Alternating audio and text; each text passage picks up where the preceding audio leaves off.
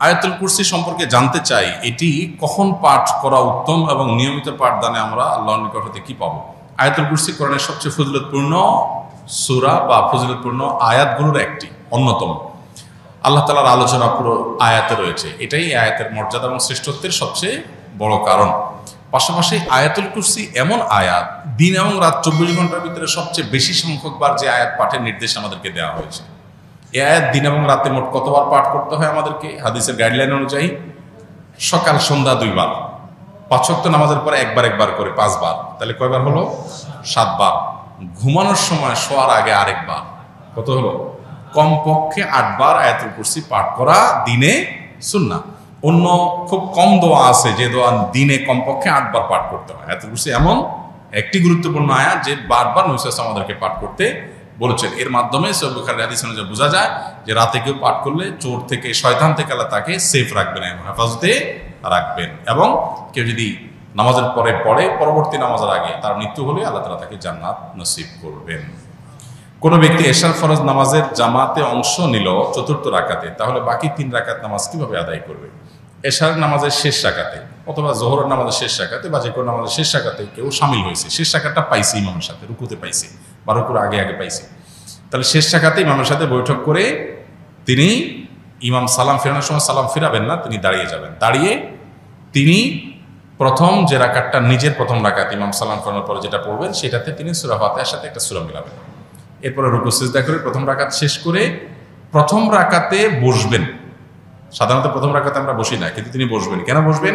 কারণ সিরিয়ালে এটা তার দ্বিতীয় রাকাত, ইমামের সাথে একটা রাকাত পাইছে, এটা এখন সেকেন্ড রাকাত, সেই হিসাবে এই রাকাতে বসবেন। তাহলে পরপর 2টা বৈঠক হবে, একটা ইমামের সাথে বসছে, একটা নিজের। এরপরে আবার দাঁড়াবে, দাঁড়িয়ে সূরা ফাতিহার সাথে সূরা মিলাবেন। কারণ তার প্রথম 2 রাকাত মিস হয়েছে ইমামের সাথে, যেগুলো সূরা মিলানো ছিল সেগুলো এখন তিনি আদায় করবেন। সো এখানেও সূরা ফাতিহার সাথে সূরা মিলাবেন এবং এই রাকাতে তিনি আর বসবেন না, কারণ সিরিয়াল এটা তার কত নম্বর রাকাত?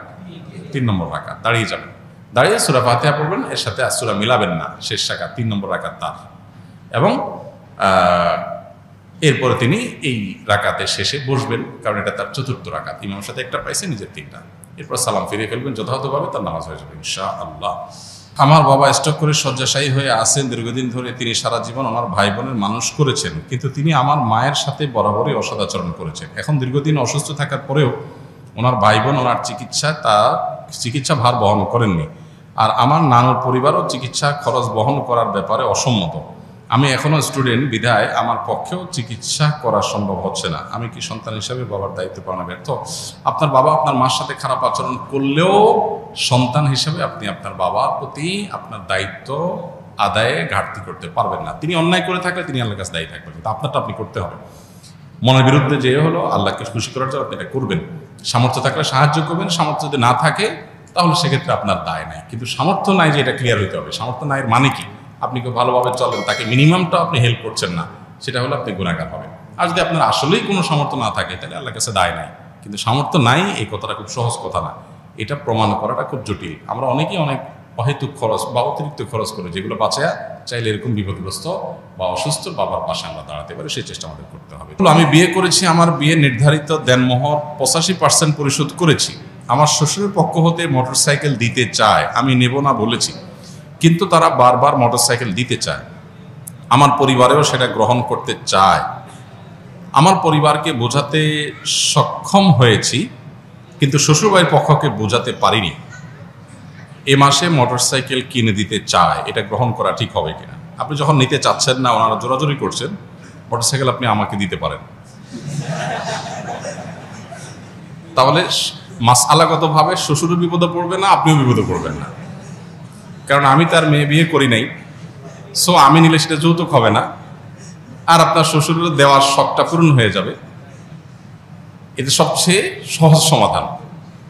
আর যদি এই সমাধান আপনাদের পছন্দ না হয়, তাহলে আমি বলবো আপনি আপনার যে মহারণা 85% পরিশোধ করেছেন, বাকি 15% আপনাকে পরিশোধ করতে হবে। তার সাথে এই মোটরসাইকেল পাওয়া না পাওয়ার কোনো সম্পর্ক নেই।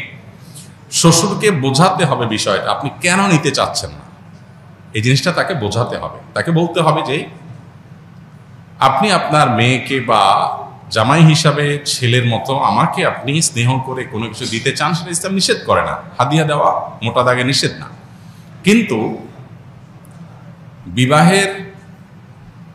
বিবাহের আগে পরে ছেলে পক্ষকে এই জাতীয় জিনিসপত্র দেওয়াটা সামাজিক কালচার সংস্কৃতির অংশ হয়েছে। এইটা যদি আপনি দেন, এটা একটা দৃষ্টান্ত। আরেক বাবা তিনি তার কন্যার জামাইকে তা দিতে হবে, মানসিক চাপ তৈরি হবে, কারণ সমাজে যখন সবাই দেয় একটা রেওয়াজে পরিণত হয়। অতএব এটা ভাঙা দরকার। আমরা শ্বশুর জামাই মিলে ডিসিশন নেই, এটাকে আমরা ভাঙার চেষ্টা করি। আপনি আমাকে এমন কিছু দেন যেটা আসলে সমাজে যৌতুক হিসাবে দেয় না। মোটরসাইকেল তো যৌতুকের কমন একটা আইটেম। যৌতুকের কমন আইটেমগুলোর ভিতরে কি? মোটরসাইকেল, ফ্রিজ, টিভি, সোফা, তারপরে এই জাতীয় আরো যেসব বিষয়গুলো আছে এগুলো হলো যৌতুকের একেবারে কমন আইটেম। আপনি ডাইরেক্ট যৌতুকের আইকনিক আইটেম দিলে যৌতুকটা সমাজে আরো প্রতিষ্ঠিত হবে। আপনি যদি আপনার শ্বশুরকে জিনিসটা ভালো করে বোঝাইতে পারেন তাহলে আমার মনে হয় না অসুবিধা হবে। তারপর যদি না বুঝাইতে পারেন তাহলে শ্বশুরকে আপনি বলেন যে ঠিক আছে, আপনিও খুশি থাকেন, আমিও খুশি থাকি, চলেন সাইকেলটা কোনো হুজুরে দিয়ে দিন। সেটা তো দিবে না, জামাইকেই দিবে। তাহলে বোঝা যাচ্ছে যে এটা আসলে মেয়ের সুখ শান্তির জন্য বাবারা ব্যাকুল থাকেন, যে জামাইকে একটু কিছু দিয়া টিয়া হইলেও যদি একটু বাও রাখা যায়, আমার মেয়েটা একটু ভালো থাকে। সেজন্য আপনি বলবেন যে আব্বাজান, শ্বশুর আব্বাজান, আপনার মেয়ে আমার কাছে নিরাপদ থাকবে ইনশাআল্লাহ, মোটরসাইকেল দিলেও না দিলেও আপনি কোনো টেনশন নেবেন না, বরং এটা দিয়ে আমরা ভালো কোনো কাজ করি, বোঝানোর চেষ্টা করবেন। তারপরও তিনি যদি অঢেল সম্পদের মালিক হন বা অনেক সম্পদ তার থাকে এবং তিনি তার মেয়ের জামাই হিসাবে আপনাকে এটা দিচ্ছেন, আরো মানুষকে দেন, অনেক মানুষ এরকম আছে, তাহলে সেক্ষেত্রে এজ এ হাদিয়া এটা নেওয়া মৌলিকভাবে নাজায়েজ না। যদি সেটা আপনারা শর্ত দিয়ে না নেন, জোর করে তারা দেয়, তাহলে এটা নেওয়া আপনার জন্য নাজায়েজ না।